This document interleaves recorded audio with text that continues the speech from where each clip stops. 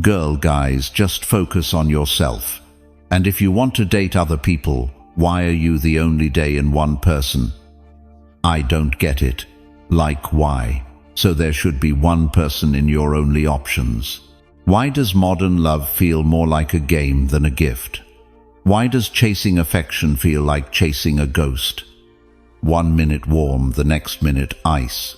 If you've ever fallen for a woman who drained your energy, if you've felt that sick feeling in your gut when you're giving your all and still not enough, then this is a good one.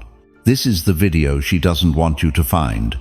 Because Schopenhauer didn't sugarcoat love, he didn't put a bow on lust or romance, he ripped the mask off and showed us the beast underneath. Beautiful, yes, but brutal. Always brutal. Stay with me, because once you see love the way he saw it, you'll never chase the wrong woman again. Oh, and before we continue, I've got something special for you. A free ebook, The Female Mind Control Handbook. It reveals the hidden secrets to making any woman crave you. Grab it now. Link in the description or pinned comment. Let's begin. Number 1. Love in the Age of Ego. Schopenhauer would laugh.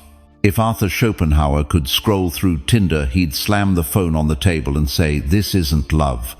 This is a catalogue of egos hunting dopamine. We swipe, we text, we ghost, all under the illusion of connection." But Schopenhauer warned us love is not noble. It's biological slavery disguised as romance. Love, he said, is nature's trick so that humans will mate. Let that sink in. A man who looked into the heart of human motivation didn't see soulmates. He saw two desperate genes colliding to survive. So when you wonder why modern love feels empty, exhausting, or obsessively transactional, you're not broken. You're just seeing the curtain pulled back. Love today has become a brand. Your dating profile is a resume. Your photos marketing. Your emotions leveraged for attention. Modern relationships aren't falling apart. They're precisely what Schopenhauer predicted. Conditional, self-serving, anchored in fear of loneliness, not genuine devotion. You're not being too cynical for questioning modern love. You're just finally seeing it clearly. And once you do, you stop falling for the performance.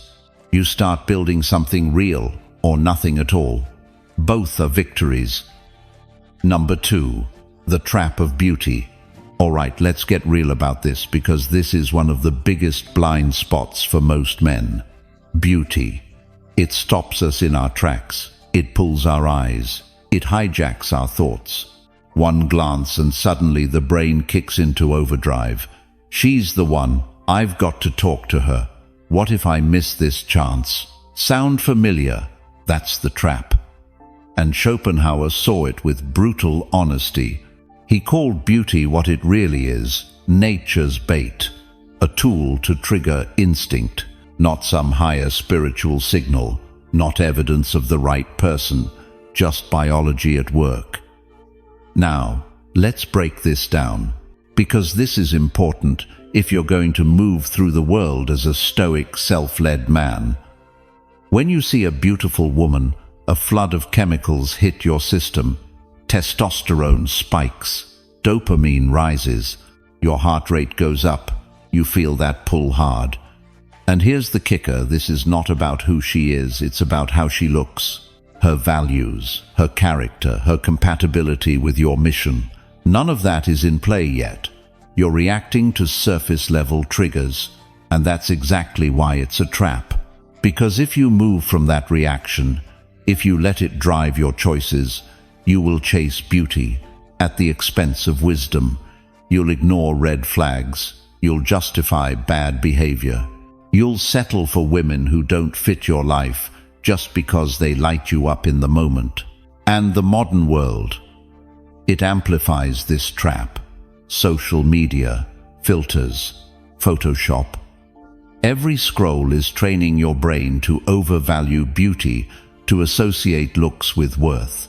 And if you don't guard your mind, if you don't stay grounded, you'll find yourself constantly chasing surface while neglecting depth. That's why Schopenhauer and the Stoics taught men to see beyond appearances. Marcus Aurelius wrote, "Look beneath the surface, let not the glamour of appearances mislead you. Beauty is fine, it's good to admire it.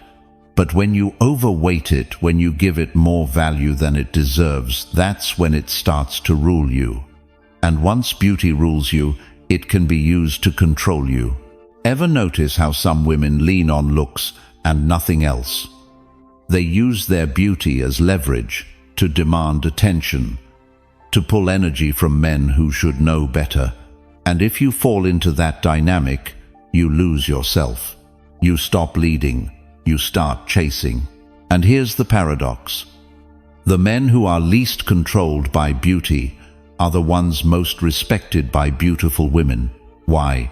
Because they're rare, because they see through the glamour, because they judge a woman by her actions, her values, not just her appearance. And that's magnetic, because here's what most women won't say out loud. A man who loses himself over beauty is not a challenge. He's not a leader. He's a follower. But the man who admires beauty without surrendering to it, that man holds the frame. He's the one she watches, the one who stands out, the one who chooses rather than chases, and that's the man you want to be. So how do you build this? You train your mind. You recognize the chemical hit for what it is, a trick. You pause. You evaluate. You remind yourself, attraction is natural, but wisdom leads. You stop pedestalizing beauty. You start looking deeper. You lead with values, not impulses. And over time, that discipline becomes second nature. You'll still admire beauty, but you won't chase it blindly. You'll move with clarity. And from that space, the right women, the right connections, they'll come to you. So if you're ready to stop falling for the trap of beauty, comment below, "I see through the surface." And stay with me, because what we're about to dive into next will break one of the biggest lies men have been sold about love and how to free yourself from it. Don't miss this. Number 3, the lie of romantic idealism. Let's get brutally honest for a second. How many of us grew up believing love should look like the movies? You know what I'm talking about. Two souls destined to meet, electric chemistry, dramatic reunions in the rain. And once you find the one, all the struggles magically disappear. But here's the truth that's not love. That's marketing. That's Hollywood packaging codependency and selling it as destiny. And no one exposed this more clearly than Schopenhauer. He didn't sugarcoat it. He said straight up, romantic love is nature's trick. A biological drive wrapped in emotion designed to keep the species going. It's not noble. It's not some cosmic bond. It's evolution at work. And here's where most men fall into the trap. We think we're chasing her heart, but really, we're chasing how she makes us feel. The validation, the ego boost. The idea that if we win her, we win ourselves. Because let's face it, most modern love isn't built on respect, truth, or freedom. It's built on need. Her need to feel adored. Your need to feel worthy. That's the lie of romantic idealism. Believing love will fill what's missing inside you. Believing someone else will complete you. And the industry feeds it. Every movie, every pop song, it's all whispering. You need her to be whole. You need him to feel loved. And the more you believe it, the more you turn love into a transaction. What can I get from you? How do you make me feel? Can you heal my loneliness? But here's the problem that's not love. That's ego. That's dependency in disguise. And that's why so many modern relationships crumble, because the foundation was fragile to begin with, built on need, not sovereignty. Schopenhauer said, all romantic ideals are delusions created by the species to propagate itself. Think about that. You're not falling for her. You're falling for the version of yourself you think you'll become once you have her. You're chasing the fantasy, not the woman. And when you finally get her, that high fades. because no human can permanently fill an emotional void that was yours to fix in the first place. So, what's the answer? How do you escape this trap? It starts by killing the fantasy. Stop asking, will she love me? Start asking, am I living a life I admire with or without her? Because here's the brutal truth. If you can't love your own life first, you'll never build a love that lasts. Real love, the kind that survives the Schopenhauer test, is built on sovereignty. Two people who are already whole, who admire each other but don't need each other, who inspire but don't rescue. And guess what? That's rare. Most people are too scared to stand alone, so they cling, they chase, they mistake butterflies for truth. But a Stoic man doesn't chase butterflies. He chases clarity. He knows, if I'm not enough without her, I'll never be enough with her. So if you want real love, kill the fantasy, starve the ego, build a life so rich and solid that no woman can complete you because you're already complete. That's when the right kind of love finds you. And even then, you don't cling.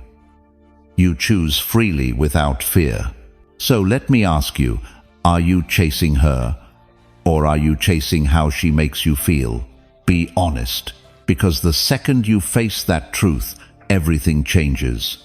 And if this hit you hard, comment below, I kill the fantasy. Say it. Mean it.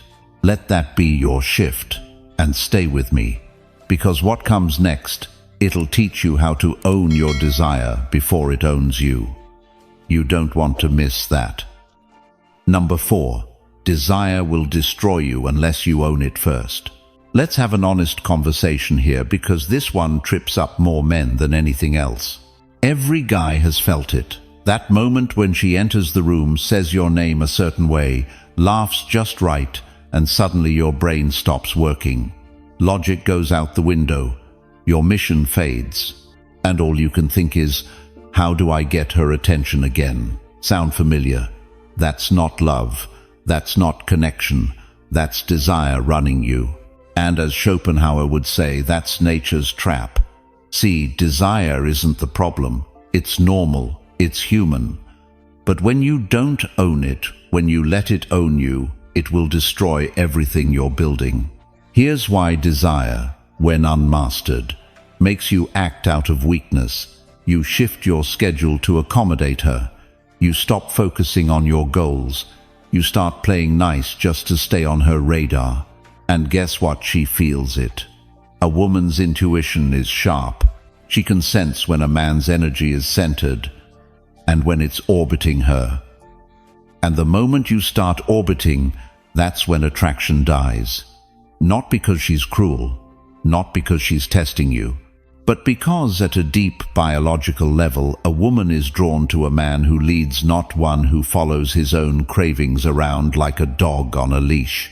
Schopenhauer called this the will to life weaponized, that primal force inside you pushing to survive to mate.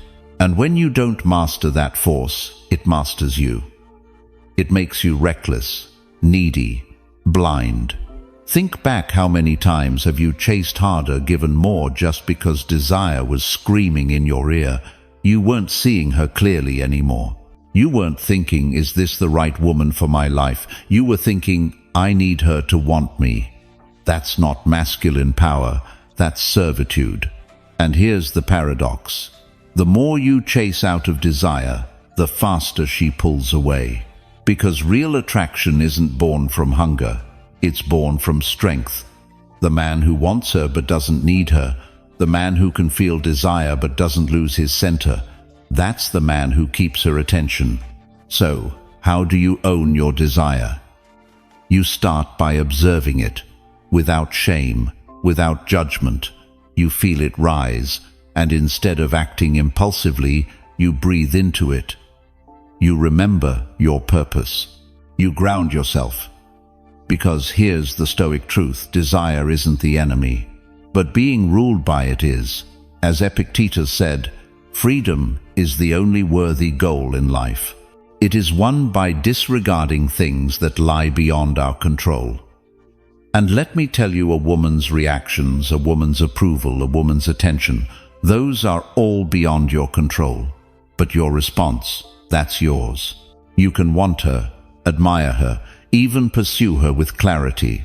But the moment you need her, the moment your peace depends on her reply, her attention, her affection, you've lost. Not the girl yourself. So ask yourself right now, are you the man who leads his desire, or the man dragged around by it? Because that difference, that's everything. And here's the kicker. When you own your desire fully, women feel it. They sense the power in your restraint, the confidence in your clarity, and paradoxically, that's what draws them in.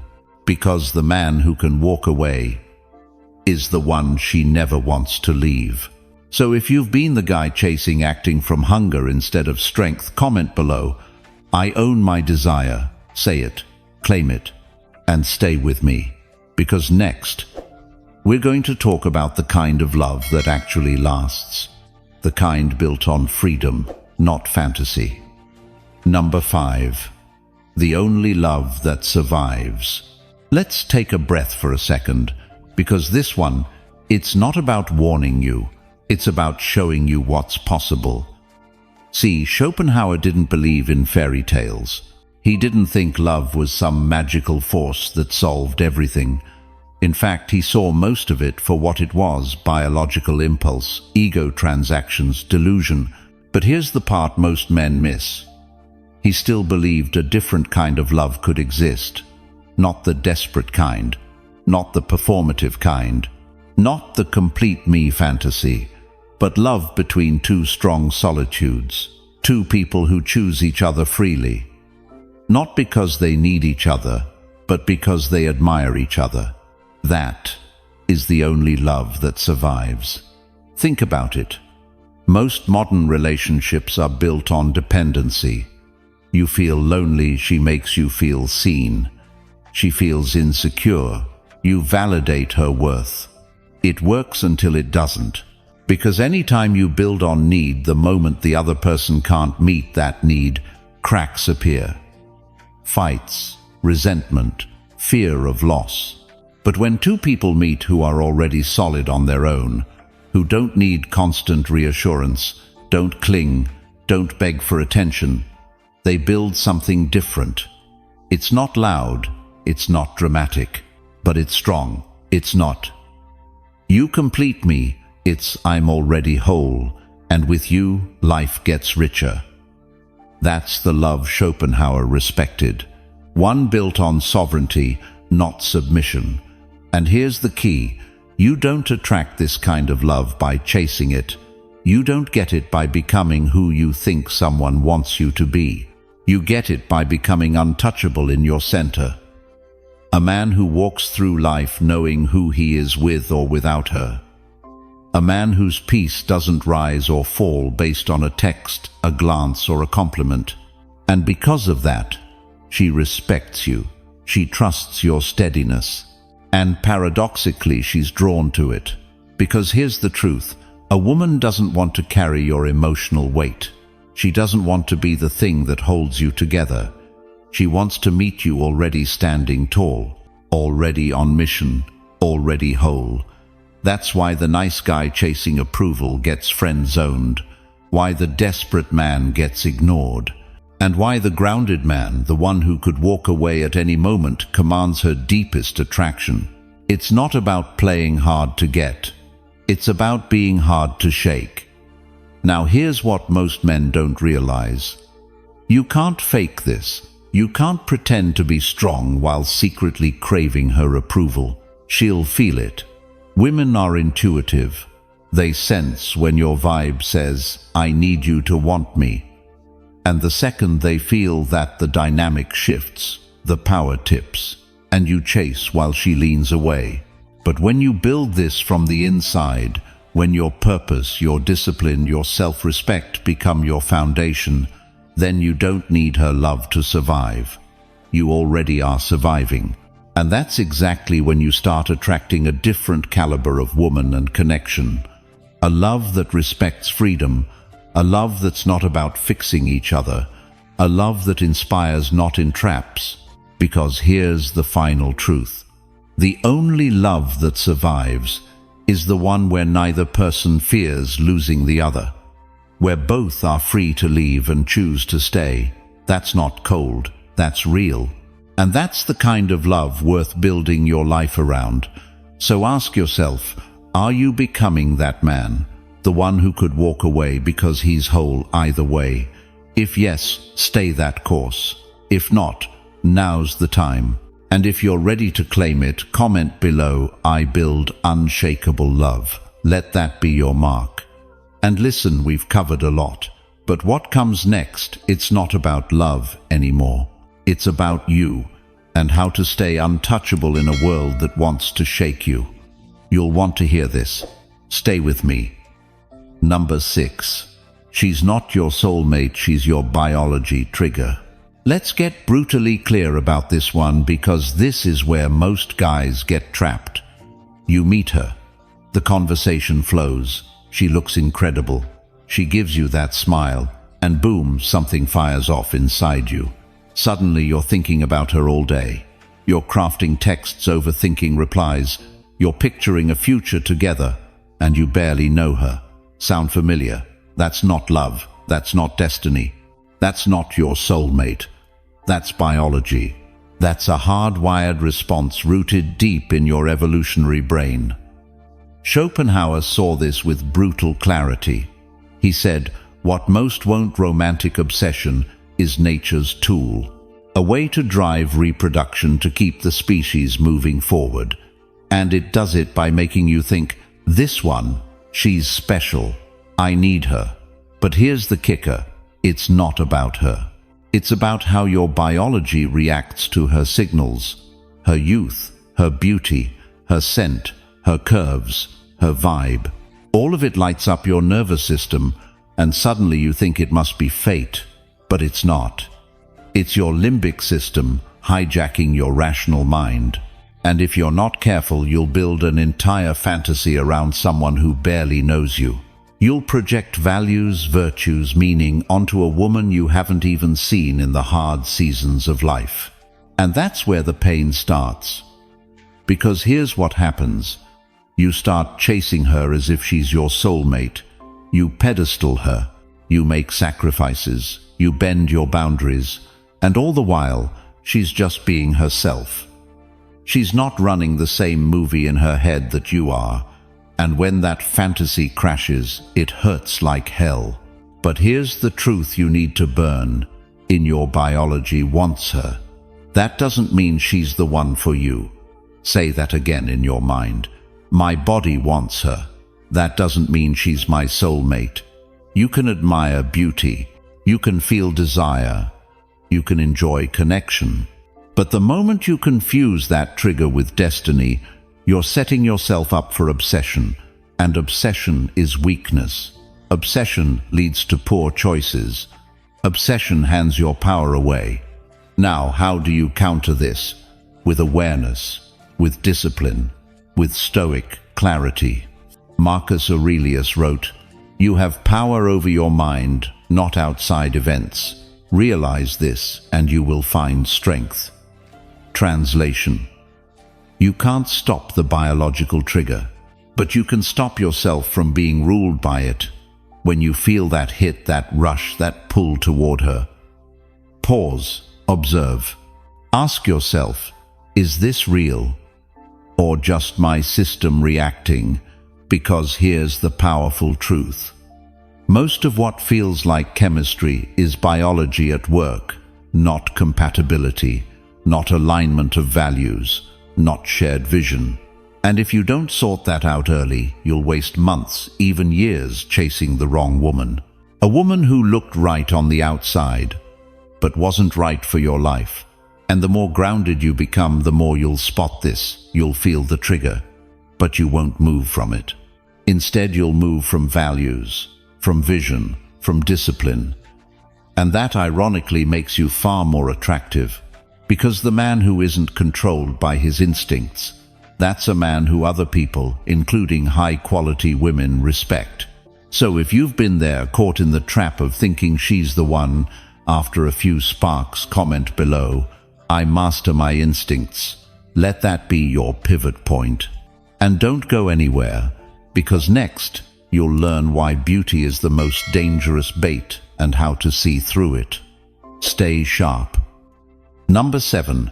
When her beauty controls you, you've already lost. Let's not pretend beauty is powerful. You see her walk in, everything shifts. Your heart rate picks up. Your mind starts spinning. Suddenly, your focus is gone, replaced by one thought.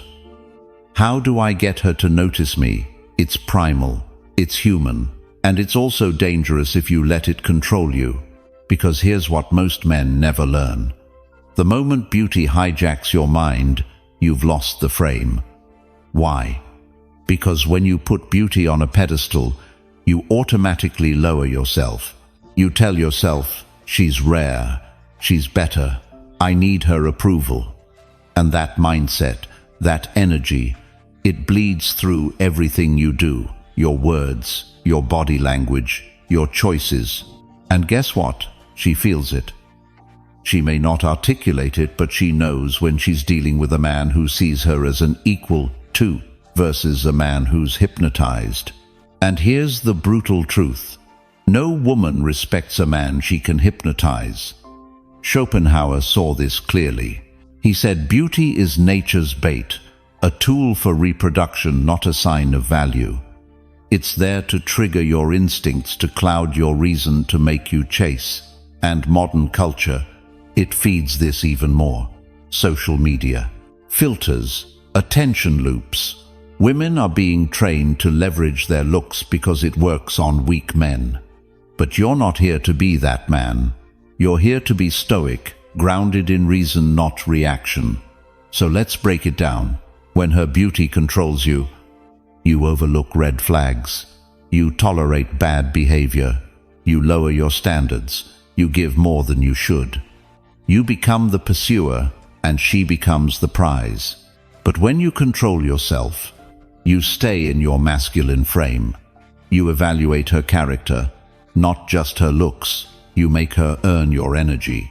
You project strength and she feels it. Now here's what most men miss. Being attracted to beauty is normal. Letting it override your values is not. You can admire beauty, appreciate it, without surrendering your power to it. That's stoic control. That's masculine discipline. Marcus Aurelius wrote, "You have power over your mind, not outside events. Realize this, and you will find strength."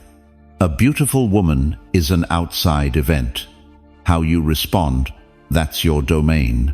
And here's the paradox. The man who's not controlled by beauty becomes infinitely more attractive to the woman in question, because deep down every woman wants a man whose world doesn't shatter at the sight of her. A man who stands tall, who chooses with discernment, not desperation. And let's be real, this is hard at first, especially if you've been conditioned to equate beauty with worth.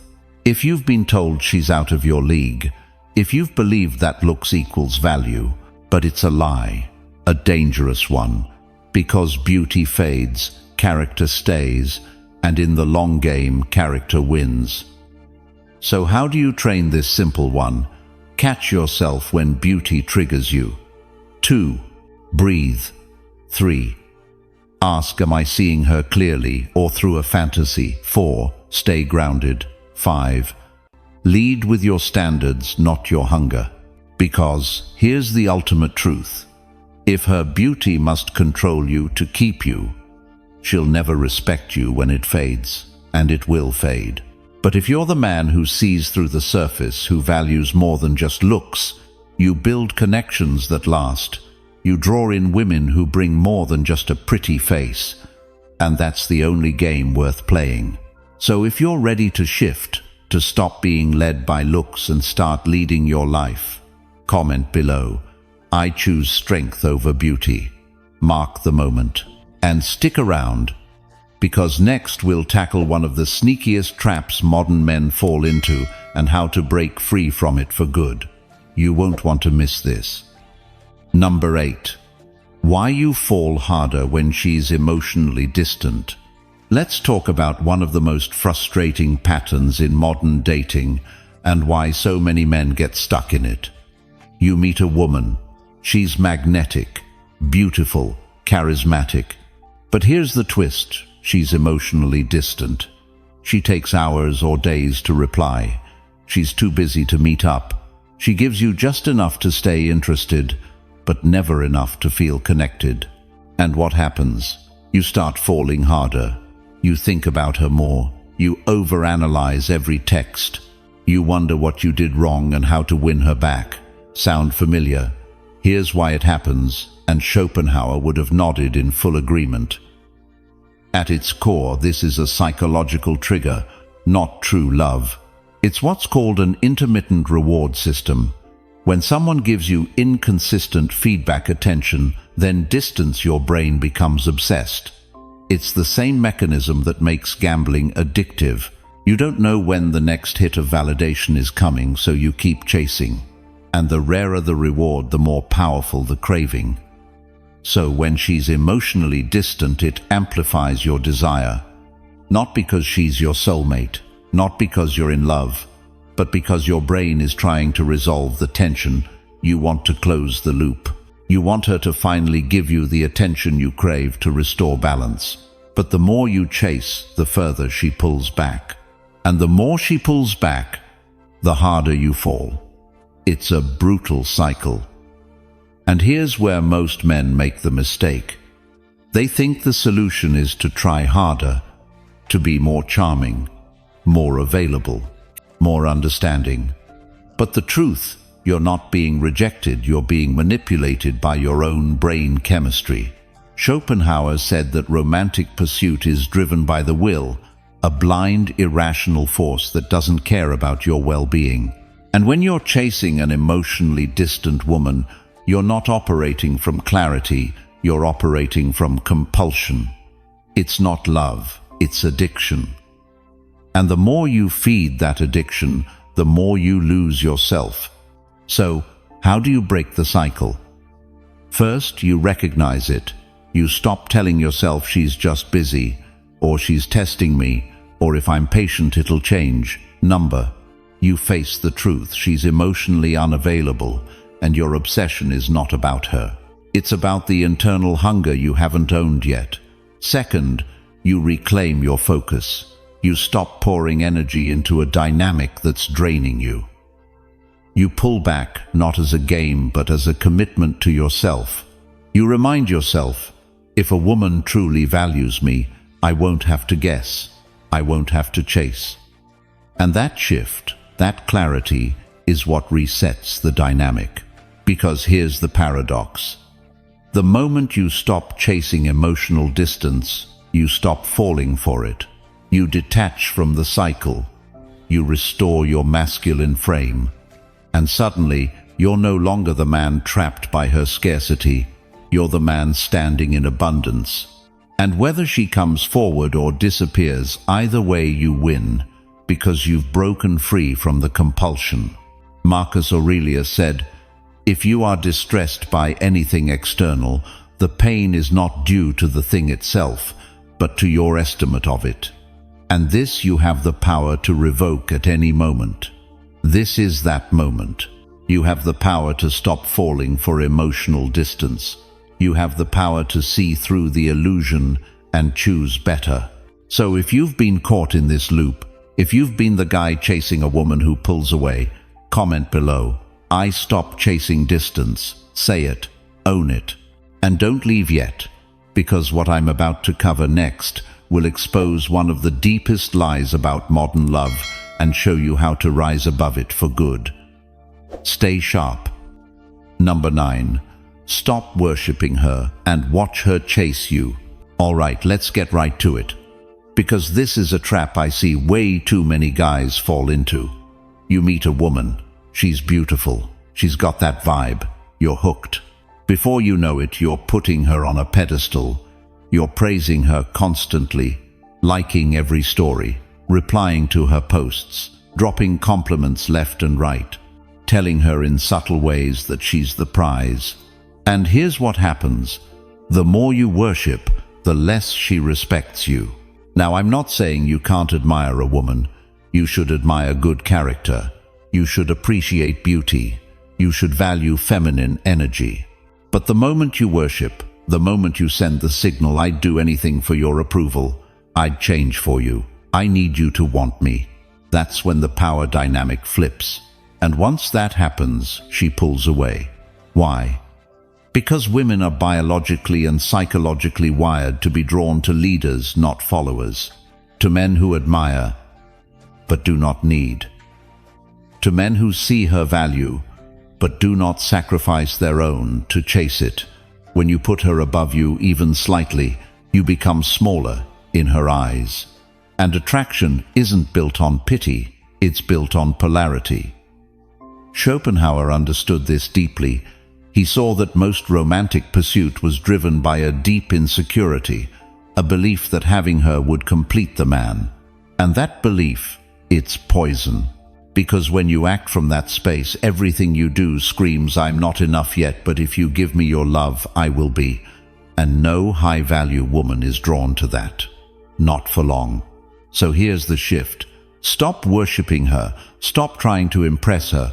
Stop treating her like a queen when she hasn't earned that place in your life. Instead, focus on being the man with a mission, the man with standards, the man who can walk away if the energy isn't mutual. Because when you do that, everything changes. She starts leaning in.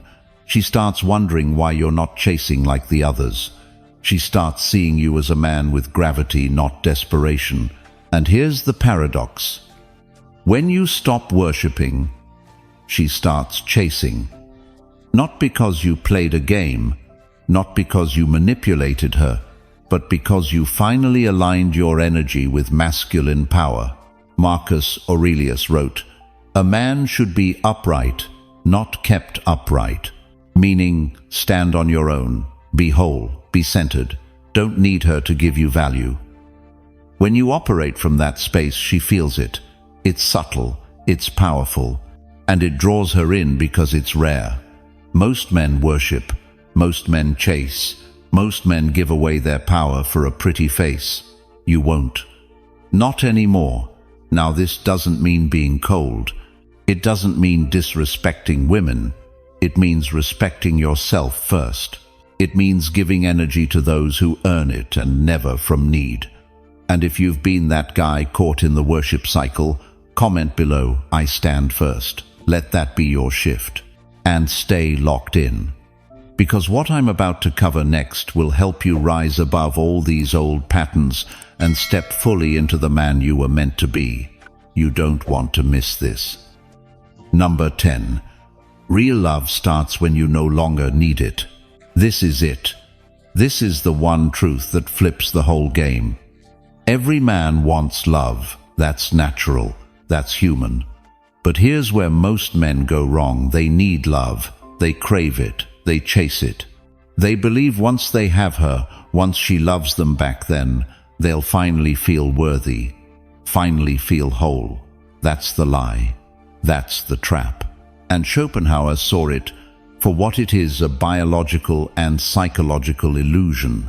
Because as long as you need love to validate you, you will never attract the kind of love that's worth having. You'll attract dependency. You'll attract imbalance.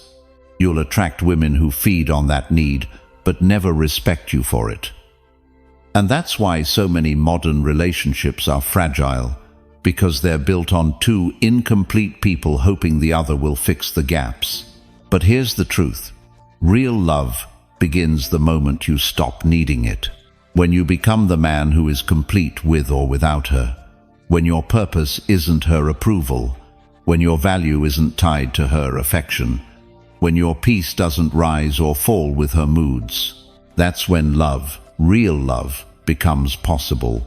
Not the desperate kind, not the clinging kind, but the kind between two sovereign people choosing each other freely. Because a woman cannot love you fully when she senses you need her to feel whole. She may enjoy the attention. She may play along for a while. But deep down, that dynamic kills attraction. A man who needs her is not a man she can follow. A man who's desperate for her love is not a man she can truly respect. But when you don't need her, when your life is already rich, when your mission already drives you, when your happiness is already your own responsibility, then she sees you differently. She sees strength. She feels safety. She's drawn in by a man who leads, not by one who clings. Marcus Aurelius put it simply, the happiness of your life depends upon the quality of your thoughts, not her, not any woman, not a relationship, your mind, your mission, your clarity. And when you master that, when you truly don't need love, you become the kind of man who naturally attracts it. Because now you're not coming from lack, you're coming from overflow. You give because you want to. You love because you choose to. And because you could walk away at any moment, your presence carries weight. That's real masculine energy. And the paradox is beautiful. The less you need love, the more love finds you. And the more effortless it becomes. So here's the question every man must ask, am I chasing love to feel enough, or am I becoming enough first?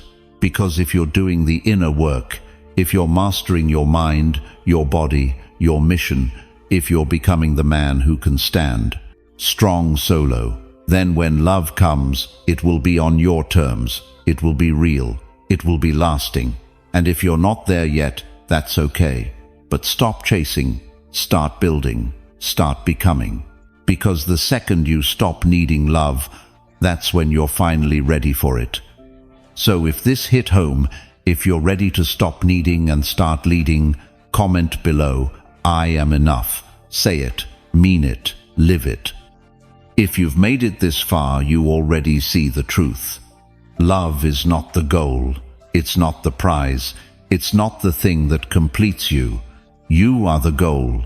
Becoming the man you were meant to be with or without love, that is the mission, because when you stop needing, you start leading. And when you lead, the right love finds you, and the wrong love fades away.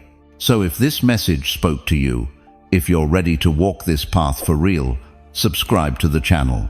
This is where we sharpen. This is where we build. And if you want to go even deeper, where real men are doing the work together, join the Stoic Brotherhood.